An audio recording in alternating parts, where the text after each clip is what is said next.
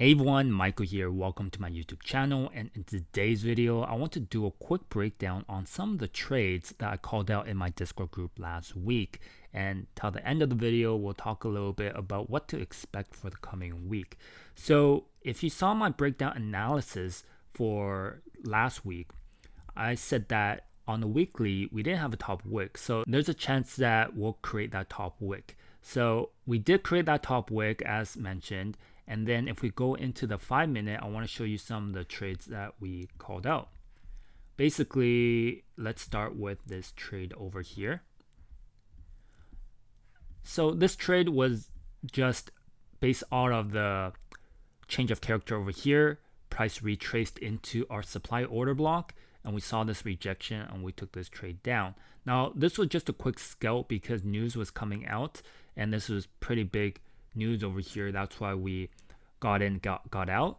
But you can see once the news came out, we waited. We didn't jump in or we didn't risk a buy stop, sell stop. We want to wait until the news to come out, look at the numbers before we jump in on a trade. So right here, we had a really nice bottom wick to take out all the liquidity down here, and then price drove up. So once it drove up and we saw the number that was actually positive for gold, and we were pretty confident to take buys. So once the price pulled back, we got in on a buy trade over here, and I got out early, but I should have trailed stop, and then you can see this big run up for around 180 pips over here. All right, so that was one of our trades that we called out. The next one over here was also news, but you can see that we have trendline liquidity and we have liquidity up here. And then when the news came out, price went up, pick up liquidity, and then drove down and took all the liquidity down here as well over here. So we saw that the news was bad for gold. We waited for a pullback and then we got in, and that was the trade down that we called in the Discord group, and that was a nice 130 pips roughly. The next trade over here, we saw that there was a change of character, and then it pulled back into our supply order block, and we took this sell trade down for a nice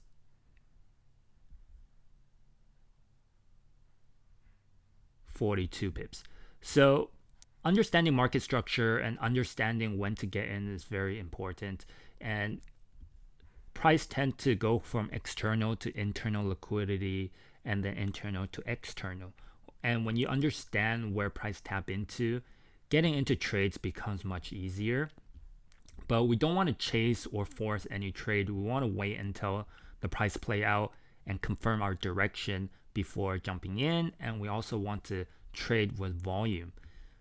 And as you can see, we have another trade over here. This, I believe, was also during news time, and the price went up, came down. It was the same trade that we basically called out a couple days ago. Right here, you see the news that came out, went down for a pullback before driving up. This is the same position almost. Basically, the price went up, pullback, and then we got in on this pullback to drive up.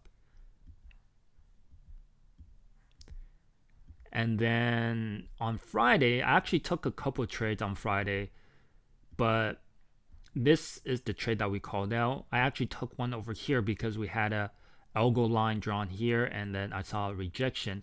I didn't call this one because it was a little risky, so I did take it myself.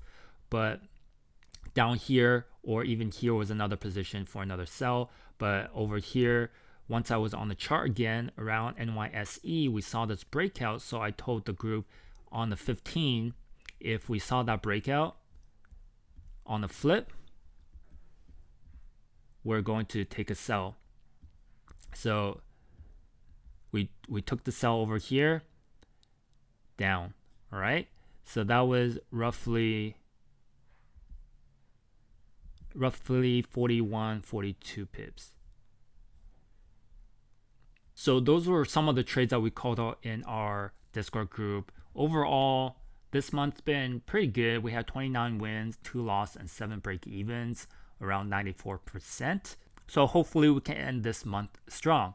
Now going into next week, if we go back on the daily, we can see that we flip bearish with the top wick over here. There's a possibility that we can create a top wick coming down some more for the coming week.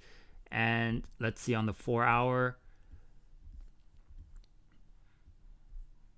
we do have a minor support over here. So we could see something like in the beginning of the week, we can go up and then come down and then see something like this.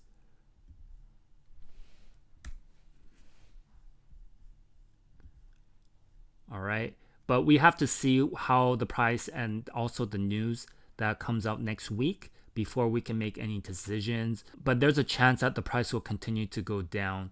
And these are the levels I'll be looking at. Around 1973.3 will be a potential buy zone. If it respects, we can see a price go up to test the 2000s. And if it breaks this zone, we can see price come all the way down to this area over here. And this will be my next buy zone depending on how price reacts.